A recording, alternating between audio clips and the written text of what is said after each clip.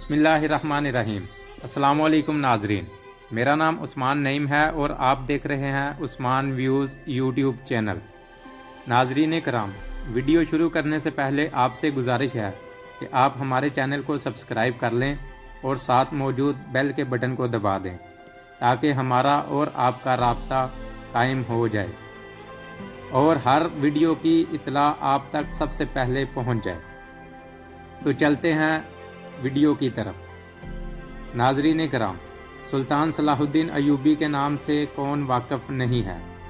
इस्लाम के ये अजीम सिपा सालार जिन्होंने कई सलीबी जंगों में फ़तह के बाद बिल आखिर सन 1187 में मकबूजा बैतुल मुक़द्दस को ईसाइयों और यहूदियों से आज़ाद करवाया। मुअज़्ज़ज़ नाज़रीन कराम, ऐसे कौन से हथियार थे जिनको इस्तेमाल करते हुए दुनिया इस्लाम के इस अजीम जर्नैल, जिनकी तारीफ़ इनके दुश्मन खुद भी करते थे, जिन्होंने दर्जनों बार अपने से कई गुना बड़ी और जदीद असले से लैस दुश्मन फ़ौजों को शिकस्त दी। नंबर 1 पर है जासूसी। नाज़रीन कराम, सुल्तान सलाहुद्दीन अयूबी का जासूसी का निज़ाम इतना वसी और ताकतवर था कि इनके जासूस दुश्मन के सीने से भी राज निकाल कर सुल्तान तक पहुंचा देते थे।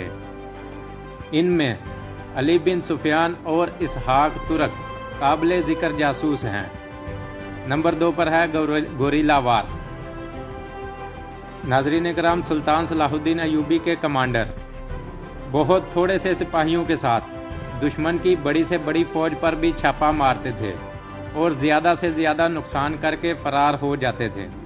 यहाँ तक कि ये दुश्मन को रात के वक्त भी चैन से ना बैठने देते थे और दुश्मन फ़ौज पर रात को भी छापा मारकर उनको नाकू चने चबवा देते थे।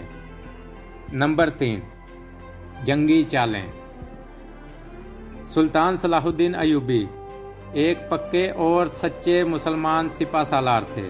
वो मैदान जंग में ऐसी जंगी चालें चलते थे कि दुश्मन इनको समझने से कासिर थे और बहुत जल्दी हार मान लेते थे।